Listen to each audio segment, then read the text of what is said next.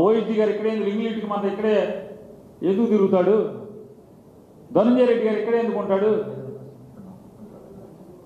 గోవిందప్ప ఎందుకు ఎందుకుంటాడు? నిజంగా మాతోనే కొల్యుడే మాతో చేసుంటే కనుక ఆయుడు గోవిందప్ప ఎందుకుంటాడు?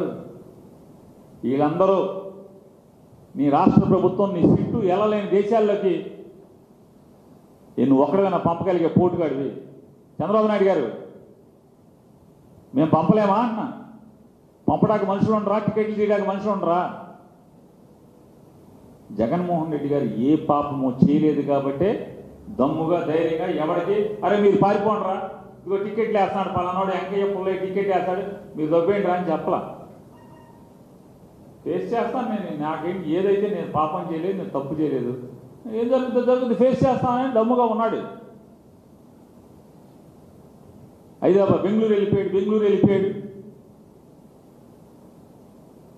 బెంగళూరు వెళ్ళిపోతే వచ్చేసాడుగా మళ్ళీ ఏం చేస్తున్నారో అడుగుతున్నాను.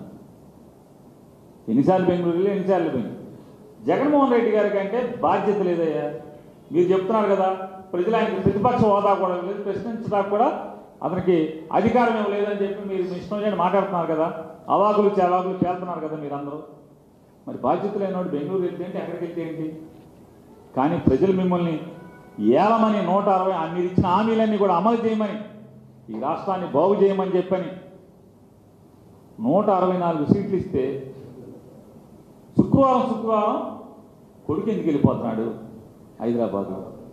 శనివారం తండ్రి ఎందుకు వెళ్ళిపోతున్నాడు హైదరాబాదు? అసలు ఒక ఆయన 10 రోజులకు ఒకసారి 15 రోజులకు ఒకసారి వచ్చి కనపడి ఎందుకు వెళ్తున్నాడు? మీరందరూ ఎక్కడ తిరుగుతున్నారు? ప్రభుత్వం మీకు ఉద్యోగం ఇచ్చింది కదా, ఏలమని బాధ్యత ఇచ్చింది కదా, హామీలు అమలు చేయమనేటువంటి ఉద్యోగం ఇచ్చింది కదా, మరి మీరెందుకు పోతున్నారు? మీకు చేతులు రావా? రాయిటాకి అంటున్నాను. వారం రాలేదు పారిపోయాడు అన్నారు, మళ్ళీ వచ్చాడుగా. ఆయన చెప్పాడుగా వెయిటింగ్ అని, నేను ఇక్కడే ఉన్నా తాడేపల్లిలో, మీ ఇష్టం అన్నాడు కదా. ఎంతసేపు జగన్మోహన్ రెడ్డి గారి మీద విషం చెమ్మటం ఏ ఆధారాలు లేకుండానే నారా చంద్రబాబు నాయుడు గారి చరిత్ర తీసుకుంటాం. ఈ చరిత్ర అంతా ఏంటి? పాపాల పుట్ట కదా చంద్రబాబు నాయుడు గారు. 2010లోనో 2011లోనో 393 అనే కారు